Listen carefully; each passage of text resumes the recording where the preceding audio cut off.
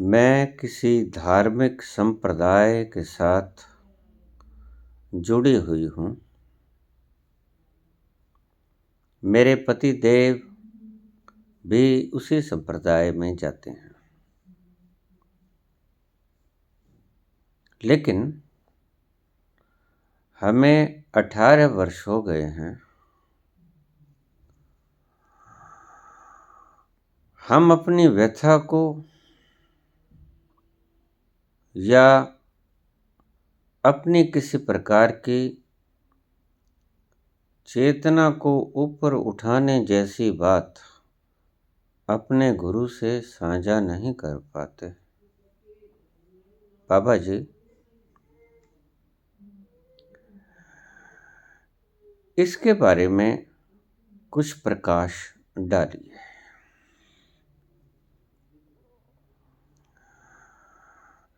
सिमरजीत कौर और बलजीत सिंह,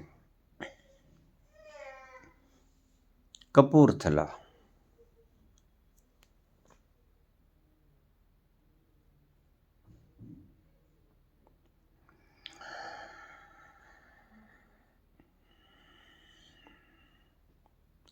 एक छोटी सी कहावत है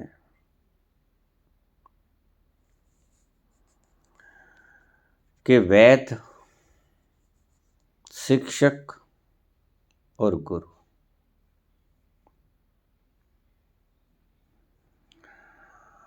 अगर तीनों में से कोई भी व्यक्ति आपसे रूबरू बात नहीं करता तो उसे छोड़ देना चाहिए।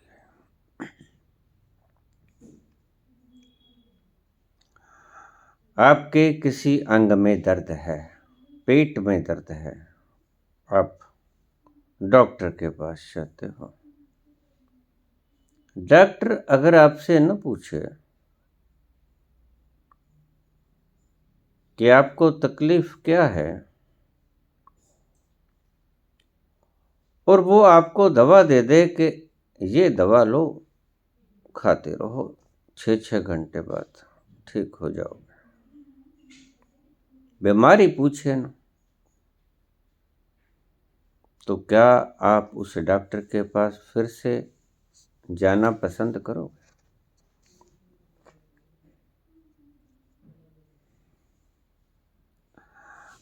आपने बोला कि हम अपने गुरु के दूर से दर्शन कर पाते हैं। वर्षों बीत गए, जुबान तो कभी साझी हुई ही नहीं।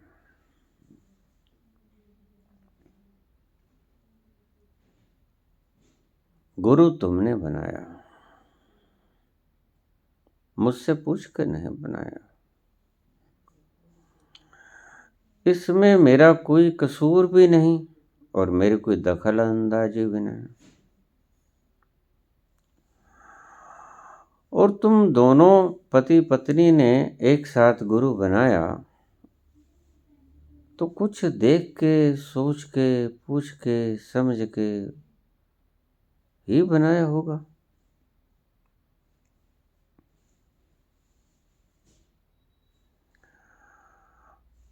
अब कहते हैं कि हमें नाम दान दिया गया, बड़ी श्रद्धा पूर्वक हम उस नाम दान का सुमरन करते हैं ब्रह्म वेला में उठकर।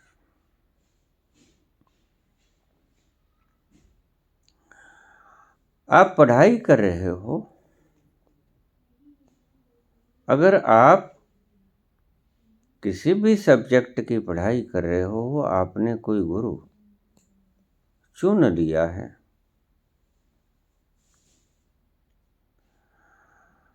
तो अगर आप उससे ये ना पूछ सको कि गुरुजी, शिक्षक महोदय, पानीपत की लड़ाई कौन से सन में हुई और किस किस के बीच में हुई, और वो आपको कहे कि बस बैठ जाओ, पानीपत पानीपत जपते रहो, पता चल जाएगा।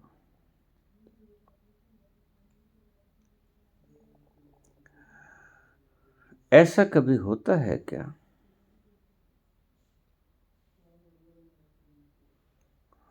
आप कहते हो कि हम दूर से, बहुत दूर से, जहाँ से ठीक से हमें हमारे गुरु की छवि भी दिखाई नहीं पड़ती, वहाँ से हम दर्शन करते हैं। गुरु आपने बनाया,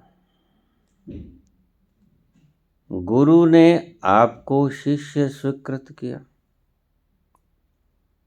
गुरु ने आपको नामदान दिया, गुरु के कहने से आप नामदान जप रहे हो, विधि विधान से जप रहे हो, ऐन वक़्त पे जप रहे हो, फिक्र भी रखते हो, जप भी पूरा करते हो। बरसों बीत गए, मिला कुछ भी नहीं।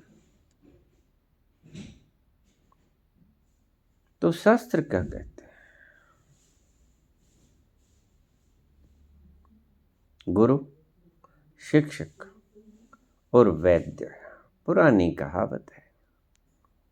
आजकल डॉक्टर्स चलते हैं। पुरानी कहावत में गुरु, शिक्षक और वैद्य से अगर आप मुखातिब होके अपना दुख दर्द प्रकट नहीं कर पाते और उस दुख दर्द का इलाज नहीं करवा सकते, या वो गुरु आपसे नहीं पूछता या आपके दुख दर्द का इलाज नहीं कर पाता, तो शास्त्रों के मुताबिक ऐसे गुरु, शिक्षक और वैद्य को त्याग देना उचित है। क्यों? वैसे भी तो उसका कोई फायदा नहीं। आप कहते हो कि हम जाते हैं, सत्संग में बैठते हैं, सत्संग भी सुनते हैं, और सत्संग में जो सुनाया जाता है उसकी पालना भी करते हैं। नाम दान जो दिया है उसका जाप भी करते हैं। लेकिन बाबा जी, आप कहते हैं कि अगर आप परमात्मा के राह पे चलते हैं तो पहली चीज जो आपको मिलेगी वो होगी मस्ती और आनंद। अगर आपको मस्ती और आनंद नहीं मिलता और आप गुरु के दिए हुए वचनों को, शब्द को, नाम दान को तोता रटन की तरह रटे जाते हो, तो मेरी दृष्टि में वक़्त की खराबी के अलावा और तुम कुछ भी नहीं कर रहे हो। मैंने पहले भी बोला, फिर बोल रहा, फिर बोल रहा।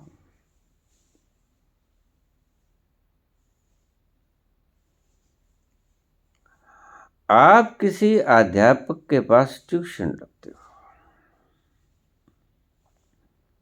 वो आपको पढ़ाता है, लेकिन परीक्षा में आप फेल हो जाते हो। जो आपको पढ़ाता है वो आप पढ़ते भी हो,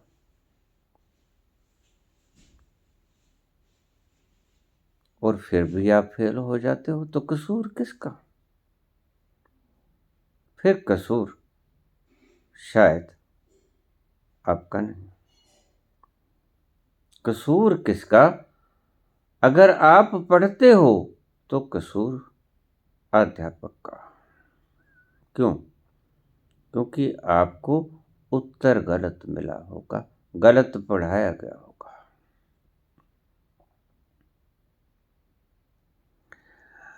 आपसे पूछा जाए, अगर आपका शिक्षक आपको पढ़ा दे कि गुरु गोविंद सिंह जी के 5 बच्चे थे, 5 बेटे थे या 6 बेटे थे, बेटे तो उनके 4 ही थे जो उनके खुद थे,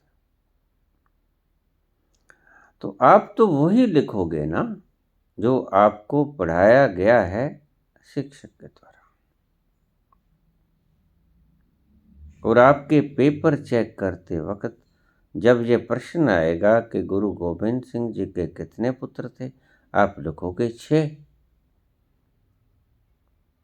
तो आपके पेपर चेक करने वाला टीचर, शिक्षक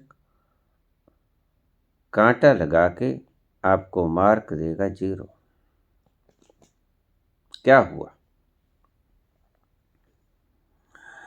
पहली बात तो गुरु को भी चाहिए कि वो इतने ही शिष्य रखे जिनसे रूबरू संपर्क कर ले।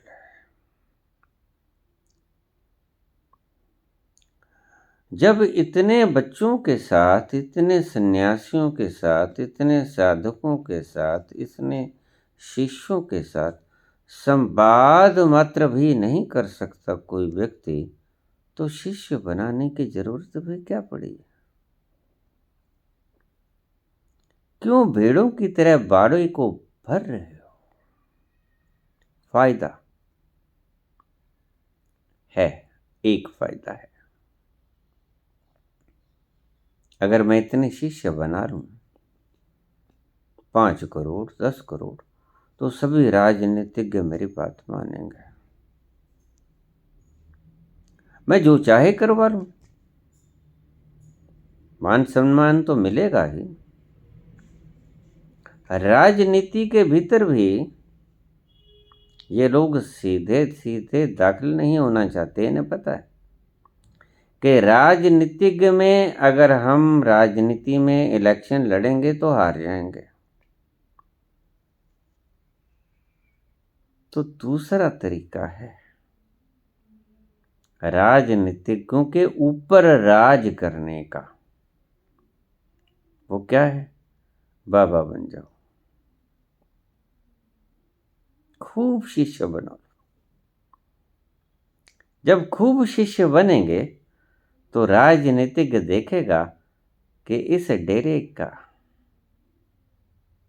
इतना वोट है। राजनीतिज्ञों ने तो वोट ही देखना होता है, तो गुरु के चरण पकड़ेगा। और गुरु को अगर कोई आवश्यकता होगी देर अबेर, तो अपने राजनीतिज्ञों से कह के अपना काम प्रायोरिटी बेस पर करा सकता है, जायज या नाजायज।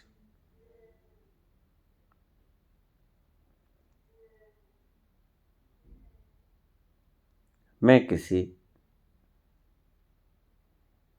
गुरु विशेष का नाम नहीं लूंगा, मैं परंपराओं का नाम ले रहा हूं। परंपराएं गलत हैं। जब मैंने ये कहा कि शिक्षक के द्वारा पढ़ाया अगर तुम फेल हो जाते हो, इसका अर्थ कि आपको जो नाम दान दिया गया वो गलत, आपको जो बताया गया, जो सिखाया गया वो गलत। 15-15 वर्ष नाम जाप करते हो गए, आनंद की एक बूंद भी ना उतरी।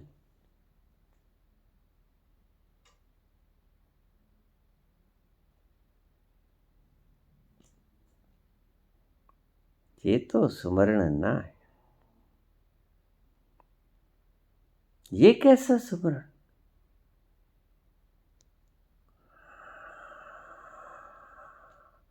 ऐसे व्यक्ति के पास मेरी दृष्टि से, अगर तुम अपना कर्तव्य पूर्ण दृष्टि से करते हो, जाप पाठ पूजा दान यज्ञ जो भी उसने बताया, और रिजल्ट नहीं आता, इसका अर्थ मंत्र गलत है। मंत्र झूठा है और मंत्र देने वाला जिसने मंत्र दिया उसने जो मंत्र दिया है उससे आपको कुछ नहीं मिला। इसका अर्थ गुरु भी झूठा है।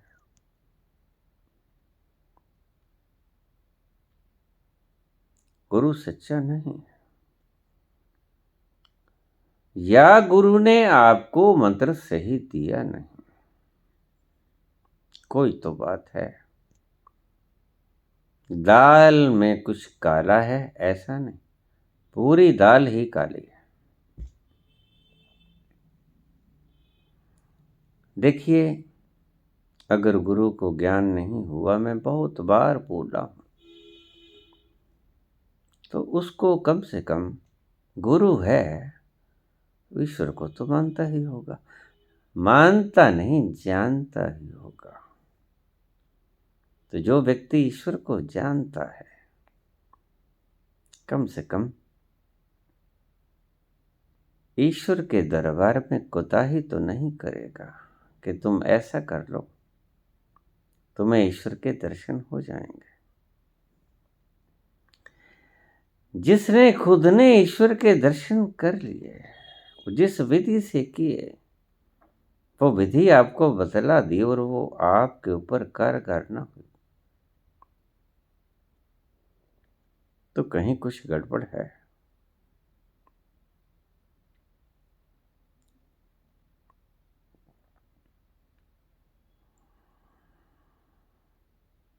मेरी दृष्टि में अगर किसी वैद्य से आपको आराम नहीं मिलता तो उसकी दवाई गलत है या वो आपका रोग नहीं समझा।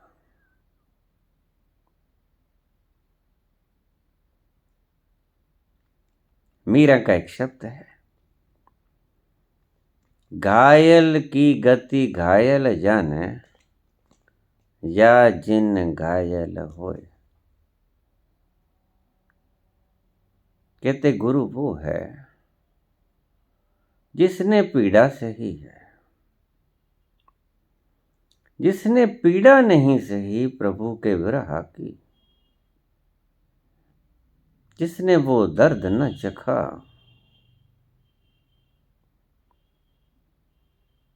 जिसने रातें रातें रो के न काटी,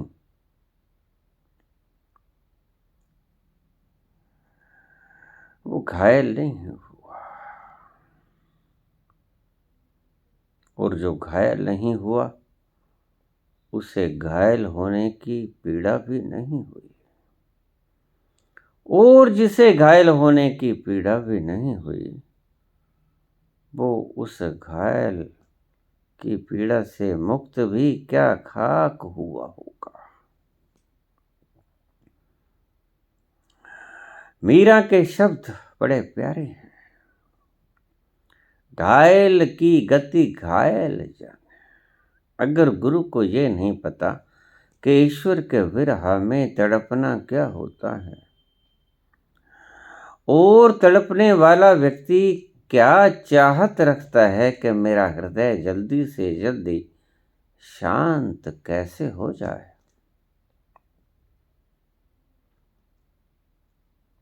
तो मीरा कहती है कि वो घायल हुआ ही नहीं। घायल की गति घायल जान, या जिन घायल होए। अगर कोई व्यक्ति घायल ही नहीं हुआ, वो घायल की अवस्था को जाने क्या, और वो घायल की अवस्था से छुटकारा कैसे पाया उसने, ये कैसे बता पाएगा। मीरा कहती है कि घायल की गति घायल जाने, या जिन घायल होए। अगर किसी ने घायल होने की पीड़ा नहीं सही, प्रभु के विरह का दुख नहीं सहा, प्रभु के विरह की छटपटाहट के भीतर उसके प्राण न कपे, वो क्या खाक पाया होगा प्रभु को। और क्या खाक उस दर्द से मुक्त हुआ होगा जिसके दर्द हुआ ही नहीं, जो घायल हुआ ही नहीं, वो घायल होने के दर्द से मुक्त भी कैसे हुआ होगा। और जो घायल हुआ ही नहीं, और जो घायल हुआ नहीं, घायलता से मुक्त भी ना हुआ होगा, आपको क्या खाक बता पाएगा कि घायलता से मुक्त कैसे हुआ जा सकता है। ऐसे वैद्य को छोड़ देना चाहिए जिसकी दवा कारगर न हो। ऐसे शिक्षक को छोड़ देना चाहिए जो आपको जानकारियां ऐसी दे जो गलत हों। और ऐसे गुरु को भी त्याग देना चाहिए जिसके सानिध्य से, जिसके मार्गदर्शन पे चल के आपको बूंद भर भी उस रस का आस्वादन न आया हो।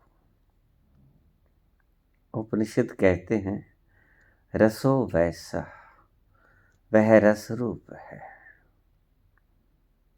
अगर 16 वर्ष 15 वर्ष से आप उस रस का पुकार किए रहे हो और उस रस का आस्वादन नहीं आ रहा है, तो कौन क्या समझेगा। कहीं गलती है, या आपके स्मरण में गलती है, या आपकी श्रद्धा में गलती है, या आपके पुरुषार्थ में प्रयास में गलती है, या गुरु के बताए मार्ग में गलती है। कोई रास्ते पे खड़ा है, उससे हम पूछते हैं कि भाई हमने उधर जाना है, रास्ते कई हैं, सड़कें बहुत दिशाओं में जा रहे हैं, और वहाँ खड़ा रहने वाला मनुष्य अगर गलत सड़क की तरफ इशारा कर देता है तो निश्चित ही आप वहाँ नहीं पहुँच पाओगे जहाँ पहुँचने के लिए चले थे।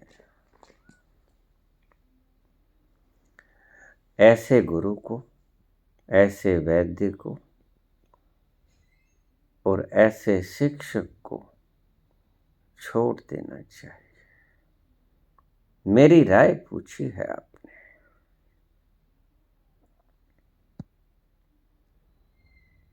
दूसरा प्रश्न है, प्रमोद श्रीवास्तव ने पूछा है,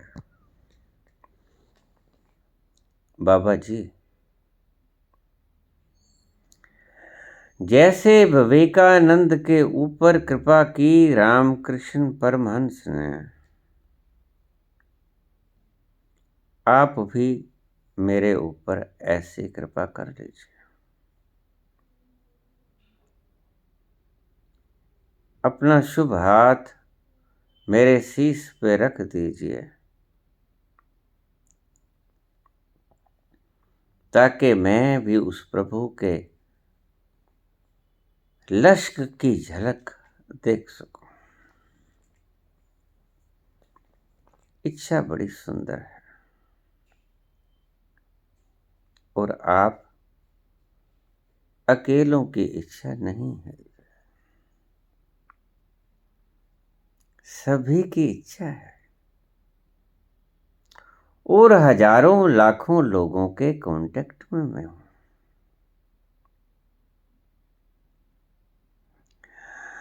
आपके सिर पर हाथ रख दूंगा, बाकियों का क्या होगा।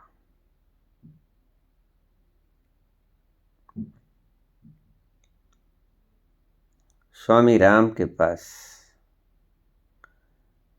एक शिष्य गए, उससे बोले, गुरुजी मेरे शीश पे हाथ रख दो, शक्तिपात कर दो ताकि मैं अपने भीतर जाके उस प्रभु का दर्शन कर सकूं।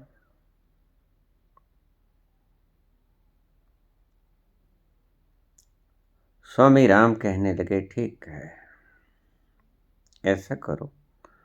पास में एक देसी घी का पात्र भरा पड़ा था, खुशबूदार देसी घी। आजकल तो मिलावटी आने शुरू हो गए हैं, गुरुओं की तरह, मिलावटी गुरु।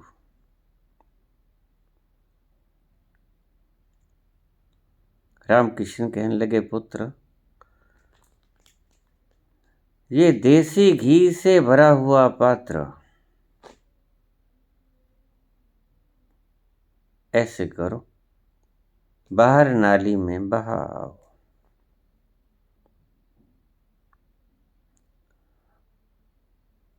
उस शिष्य ने पात्र उठाया, बाहर गया। बाहर बहुत बड़ा गंदा नाला बहता था उनके निवास के पास से। जब देखा सियाना होगा, वापस आ गया। गुरुजी, क्या कहा, जरा फिर से बताना। स्वामी राम बोले, पुत्र, इस घी के पात्र को बाहर गंदे नाले में फेंक आओ, सारे का सारा। शिष्य बोला, गुरुजी, क्षमा करना, ये शुद्ध देसी घृत है, हम खाएंगे तो हमारे में बल उत्पन्न होगा। नसीब भी किसी किसी को होता है, और बाहर गिराने से इसका कोई अर्थ भी नहीं होगा और कोई लाभ होना भी मुझे नहीं दिखता है। क्या मैं फिर भी इस घी को आपकी आदेश मानकर गिरा दूं गंदे नाले में? राम बोला, स्वामी राम, रख दो पुत्र, यही प्रश्न तुम्हारा है। कीचड़ और गंदगी से भरा हुआ तुम्हारा मन मस्तिष्क का नाला और अमृत रूपी कृपा दृष्टि की चाहत रखने वाले तुम कामना करोगे कि मैं शक्तिपात तुम्हारे ऊपर कर दूं। इस गंदे मन और मस्तिष्क के विचारों के भीतर उस शुद्ध देसी घृत को तुम्हारे गंदे मन मस्तिष्क और विचारों के भीतर गिरा दूं। शिष्य को समझा गई थी। शिष्य ने चरण पकड़ लिए, प्रभु, मेरी इच्छा गलत थी, मुझे पहले शुद्ध होना चाहिए, मन और मस्तिष्क से मुझे शांत और पवित्र होना चाहिए, उसके बाद कामना करनी प्रासंगिक होगी, ठीक भी होगी। अभी मेरा मन मैला है, दुर्गंध युक्त है, गंदे नाले की तरह, जैसा मैं अभी देख के आया। मेरा मन नहीं हुआ उस गंदे नाले में शुद्ध खुशबूदार शुद्ध घृत फेंकने का, मेरा मन नहीं हुआ। तो आज आपकी इस अमूल्य निधि, जिससे उस प्रभु के दर्शन की झलक मिलेगी, को अपने ऊपर शक्तिपात करने का मेरा निर्णय या इच्छा सरासर गलत है। मुझे क्षमा कीजिए गुरुदेव, मुझसे भूल हुई।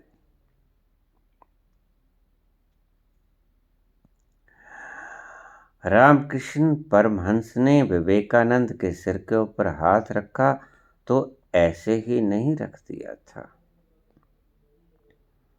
विवेकानंद का पहला नाम था नरेंद्र नाथ।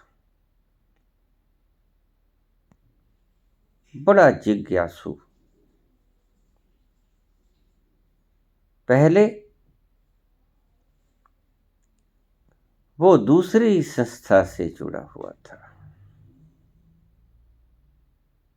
ब्रह्म समाज के साथ, जो मूर्ति पूजा को नहीं मानता, और करीब करीब वो नास्तिक भी था। लेकिन नास्तिक होने के साथ साथ भला नास्तिकों के मन के भीतर आनंद लेने की इच्छा भी तो रहती है। वो ईश्वर से आनंद लेने की इच्छा नहीं रखते, सांसारिक पदार्थों से आनंद लेने की इच्छा रखते हैं। लेकिन शांति और आनंद लेने की इच्छा तो रखते ही हैं, चाहे वो मार्क्स हो, लेनिन हो, माओ हो, स्टालिन हो, नीत्शे हो, चार्वाक हो, कोई भी हो, इच्छा तो रखते ही हैं कि हमें आनंद मिले, हमें शांति मिले, कोई उपद्रव ना हो, कोई अशांति ना हो। अशांति के कारण तो मार्क्स ने सारा पूंजीवाद का सिद्धांत बदल डाला। क्यों? क्योंकि उसमें शांति नहीं थी, अशांति थी। तो शांति की इच्छा कौन न करेगा? सभी करते हैं शांति की इच्छा। कोई धन से करता है, कोई पदवी से करता है, कोई खेल कूद से करता है, कोई धन से, कोई कैसे, कोई कैसे, कोई कैसे। लेकिन शांति और आनंद की कामना प्राणी मात्र का स्वभाव है। प्राणी मात्र चाहता है कि मैं जहां भी रहूं आनंद में रहूं। चार्वाक ने क्या कहा, भूल से कह दिया, लेकिन उसके शब्दों की जब काट छांट की जाए तो पता चलेगा कि वो नास्तिकता का गुहार करने वाला व्यक्ति खुद शांति और आनंद का पुजारी है। क्या कहता है? यदा जीवेत सुखी जीवेत। सुख क्या है?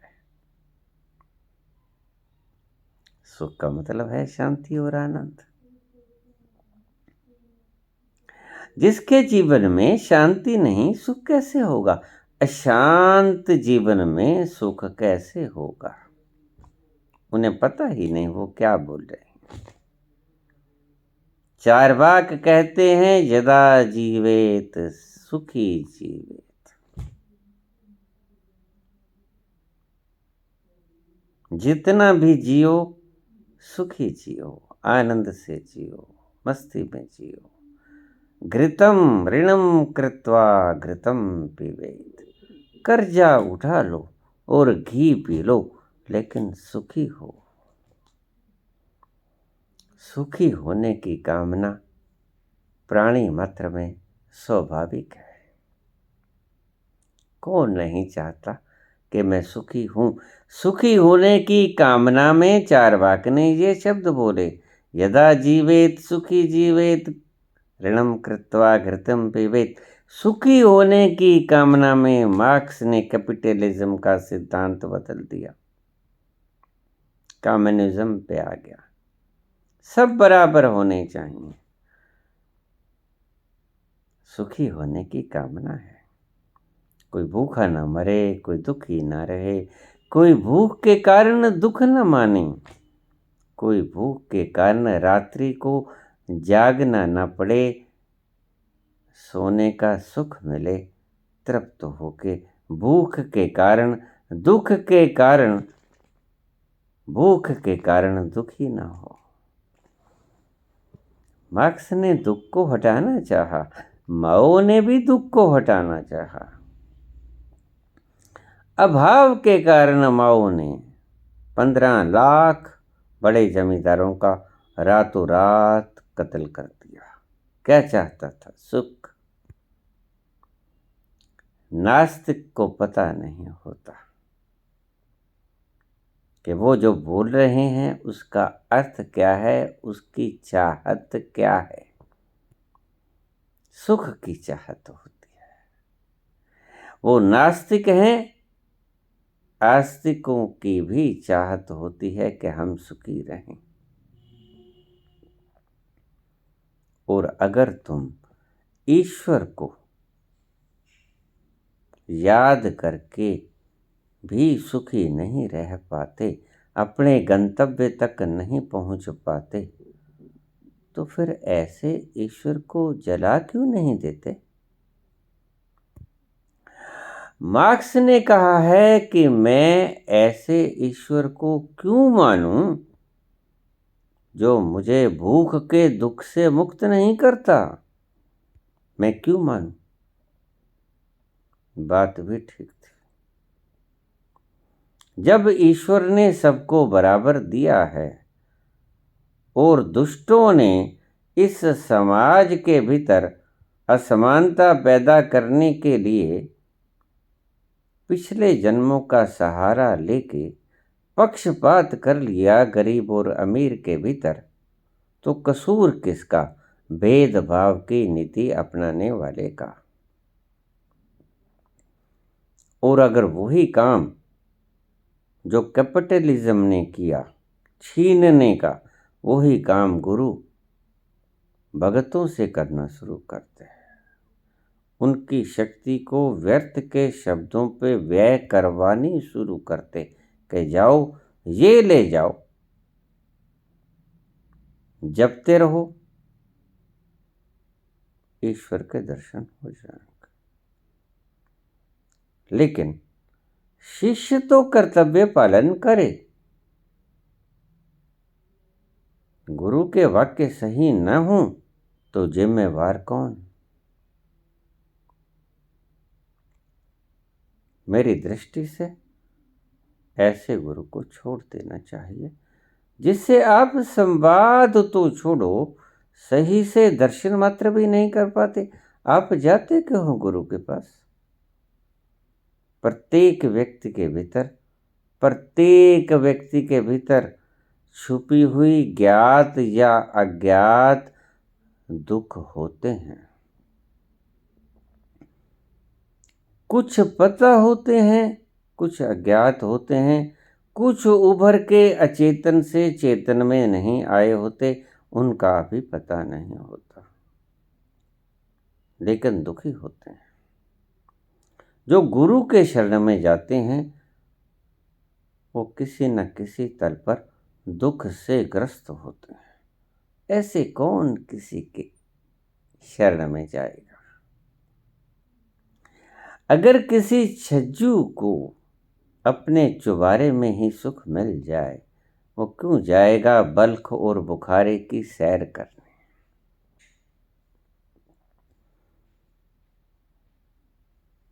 छज्जू को किसने कह दिया था बल्ख और बुखारे की सैर करके आओ, बड़ा सुंदर है। वो गया, सैर करके आया, घर आया तो अपने चुबारे पे चढ़ा और अपनी घिसी पिटी चारपाई के ऊपर जब लेटा तो बोला, जो सुख छज्जू दे चुबारे, ना बल्ख ना बुखारे। आप जितने सुखी हो उनको और काम दे के दुखी कर दिया जाए या व्यस्त कर दिया जाए, ये शुभ नहीं। अगर उसका कोई फल ना निकले तो, हाँ, अगर उसका कोई फल निकले तो निश्चित रूप से वो औषधि कारगर है। एक बात को ध्यान में रख लेना, ये जितने भी व्यक्ति मंत्र जाप करते हैं, भक्त लोग मंत्र करते हैं, यज्ञ करते हैं, हवन करते हैं, नाम सिमरण करते हैं, वो नाम चाहे 1 है, चाहे 5 है, चाहे 20 हैं, चाहे 1000 हैं। सहस्र नाम वाले भी बैठे हैं यहाँ, रोज सहस्र नाम करते हैं, विष्णु सहस्र नाम रोज करते हैं। एक बात को ध्यान में रख लेना, अगर किसी व्यक्ति के गलत दिशा निर्देश के कारण आपकी शक्ति व्यय होती है और आपको कुछ नहीं मिलता सवाए थकावट के, तो वो दोष का भागी वो व्यक्ति जिसने आपको ये मार्ग दिखाया, गुरु दोषी। मैं क्या कहता हूँ? मैं कहता हूँ दो शब्द बात, फुर्सत में आ जाओ। पंजाबी में कहूँगा वेले हो जाओ, छोड़ दो सब करना धरना, फुर्सत में आ जाओ, खाली हो जाओ। किसी प्रकार की कोई भी जिम्मेवारी अपने सिर पर ना रखो फालतू की। आपकी कबीलदारी को आपने कमा के पालना है, प्रयास के द्वारा, अपने कर्म के द्वारा, अपनी दुकानदारी के द्वारा जायज आपका हक बनता है। लेकिन ये नाम कहाँ से टपक पड़ा बीच में, इसको छोड़ दो। ये व्यर्थ का बोझ है, ना जपोगे कोई फर्क नहीं पड़ेगा। दुनिया में सारी दुनिया कहाँ जपती है 5 नाम, 4 नाम, 1000 नाम, कहाँ जपती है? सुखी, आपसे ज्यादा सुखी। फुर्सत में आ जाओ, ये भार हैं तुम्हारे सिर पे, उतार के फेंक दो, सिर के ऊपर मत रखो। ये गलत भार हैं, तुम्हारे गलत गुरुओं ने तुम्हारे सिर पे लाद दिए हैं, इनको उतार फेंको। और जितनी जल्दी उतार फेंकोगे उतनी जल्दी निर्भार हो जाओगे, और निर्भार व्यक्ति ही परमात्मा को प्राप्त कर सकता है। परमात्मा को पाने की पहली शर्त है खाली हो जाओ, यानी निर्भर हो जाओ, यानी फुर्सत में आ जाओ। जब तक आप फुर्सत में नहीं आओगे, वक्त को आप स्पेयर नहीं करोगे खाली होने के लिए। अगर तुम कोई भी काम कर रहे हो वो करो, लेकिन 2 घंटे के लिए, 4 घंटे के लिए फुर्सत में आ जाओ, और आप देखोगे जितनी भी फुर्सत में आओगे आप, बच्चा बिल्कुल फुर्सत में होता है, उसे कोई काम नहीं होता। देखा उसकी टांगें चलती हुई, उसकी लातें कैसे चलती हैं इंजन की तरह, वो फुर्सत में होता है। हर क्षण हर घड़ी मजे में होता है, कुछ करना नहीं होता, कोई 5 नाम नहीं करने, कोई 1000 नाम नहीं करने, परम मुक्त होता है और जीता है। जिंदगी ही इसी का नाम है। एक शब्द कहा, बार बार कहा करता हूं, ईसा ने कहा, those who will be innocent just like a child will enter in my God's kingdom। मेरे ईश्वर के, मेरे प्रभु परमात्मा के दरबार में सिर्फ वही व्यक्ति प्रवेश कर पाएंगे जो बच्चों के समान निर्दोष होंगे। Innocent just like a child, बच्चे के समान टांगे मारने के लिए बिल्कुल निर्भर और खाली और फुर्सत में आ जाओ। तुम देखोगे कि आनंद टपकना शुरू हो गया, अनायास ही, अप्रयास से, बिना प्रयास किए। कभी स्वयं तक पहुंचने के लिए भी किसी प्रयास की आवश्यकता होती है? जरा बताएं। तुम स्वयं ही हो जिसे ढूंढ रहे हो, कोई गैर नहीं है जिसकी तुम्हें तमन्ना है। जिस इश्क की, जिस प्रेम की, जिस आनंद की, जिस खुशी की, जिस फुहार की, जिस सुगंध की तुम तलाश लिए फिरते हो, वो तुम भूल गए हो कि तुम्हारे भीतर है, तुम ही हो। फुर्सत में आ जाओ। जब तक तुम बिजी रहोगे तब तक न पा सकोगे, ये मेरे से लिखवा लो। और ये नाम तुम्हें व्यस्त कर देते हैं। व्यस्तता छोड़ो। जब तक व्यस्त रहोगे ईश्वर से दूर रहोगे। जब तुम्हारी व्यस्तता हटी ईश्वर आया। ईश्वर आया ही हुआ है। तुम्हारी व्यस्तता ही बाधा है। इसे ऐसा समझिए जैसे एक झरना है, उसके ऊपर एक पत्थर रखा है बड़ा भारी, और झरना भीतर से फूटने को बेताब है। वो परमात्मा तो आपके भीतर से उभरने को बड़ा बेताब है। आप पत्थर ही रखे बैठे हो। बिजीनेस का, व्यस्तताओं के पत्थर रखे बैठे हो। बच्चों की तरह फुर्सत में आ जाओ तो देखोगे जैसे ही तुम वो पत्थर की चट्टान हटा दोगे, भीतर झरना तो फूटने को सदा से बेचैन बैठा था, झर से झरना बाहर आ जाएगा और तुम्हें शीतलता प्रदान करेगा, और तुम पानी पीकर तुम्हारा गला भी तर हो जाएगा, तुम्हारा शरीर भी नहा लेगा, स्वच्छ और सुंदर हो जाएगा। दिल ढूंढता है फिर वही फुर्सत के रात दिन। दिल ढूंढता है फिर वही फुर्सत के रात दिन। बैठे रहें तसव्वुरे जाना किए हुए। बैठे रहें तसव्वुरे जाना किए हुए। दिल ढूंढता है फिर वही फुर्सत के रात दिन।